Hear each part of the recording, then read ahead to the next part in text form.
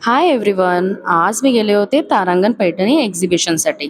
इतकी गर्दी होती की मला वाटलं आज पैठणी बघणं तर दूरच, मी आज जाईन का नाही याचीच शंका होती. पण पुढे झालं ते पूर्ण एक्सपिरियन्स वर्थ इट होतं. आज मी गेले होते तारांगण पैठणी एक्झिबिशनमध्ये आणि हॉनेस्टली सांगायचं झालं तर मी पहिल्यांदाच अशा साडी एक्झिबिशनला जात होते, म्हणून एक्साइटमेंट लेवल फुल हाय होते. पण जसं मी तिथे पोचले, समोरचं दृश्य बघून मी लिटरली शॉक झाले. आज एक्झिबिशनचा शेवटचा दिवस होता आणि प्रचंड गर्दी. एका क्षणाला वाटलं बस घरी जाऊया. पण मग मन म्हणालं, एवढ्या उन्हातून आली आहेस तर एकदा तरी बघून जा. मग मी लाईनमध्ये उभी राहिले आणि वाटलं बस आता 10-15 मिनिटात आत जाईन. पण स्टोरी इथेच ट्विस्ट घेते, कारण आतमध्ये सुद्धा 1 तासाचं वेटिंग. तेव्हा खरंच वाटलं हे वर्थ आहे का. पण फायनली मी आत गेले आणि आत गेल्यावर जे बघितलं, सगळा थकवा, वेटिंग, उन्ह सगळे एका क्षणात गायब.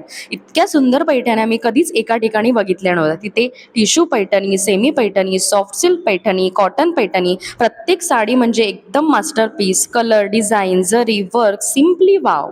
आणि तेव्हा मला एकच गोष्ट जाणवली, कधी कधी वेटिंग आणि स्ट्रगल खूप त्रासदायक वाटतं, पण शेवटी जे मिळतं ते वर्थ करून जातं.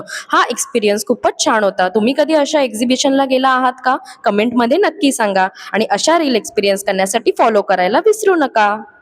आणि इतक्या सगळ्या सुंदर पैठण्यांमध्ये एक साडी माझ्या मनात बसलीच, ही येल्लो कलरची मुनिया पैठणी. जसं मी पहिल्यांदा पाहिलं तसं लगेच वाटलं हीच घ्यायची. त्या ब्राईट येल्लोवर मुनिया डिझाईन इतकं एलिगंट रॉयल दिसत होतं ना, की नकार देणं इम्पॉसिबलच होतं. तर मग मला नक्की सांगा, ही मुनिया पैठणी तुम्हाला कशी वाटली. तोपर्यंत बाय बाय.